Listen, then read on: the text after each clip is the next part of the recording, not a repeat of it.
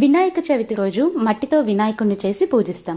ఆ విగ్రహానికి మంత్రపూర్వకంగా ప్రాణప్రతిష్ఠ చేస్తాం, పూజ చేస్తాం. అంతవరకు బాగానే ఉంది.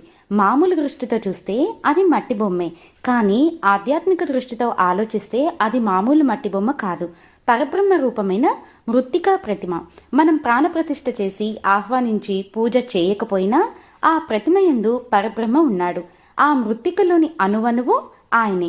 అలాంటి మృత్తికను మంత్రపూర్వకంగా పూజించిన తర్వాత ఆ విగ్రహాన్ని అలా వదిలేయడం దోషం.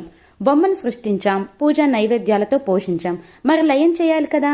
లయం చేయడం అంటే ఆత్మను విశ్వాత్మతో ఐక్యం చేయడం, అణువణువును బ్రహ్మాండంలో లీనం చేయడం, అంటే ఎక్కడి నుంచి వచ్చిందో అక్కడికే చేరుకోవడం. ఇదే సృష్టి స్థితి లయల చక్రభ్రమణం.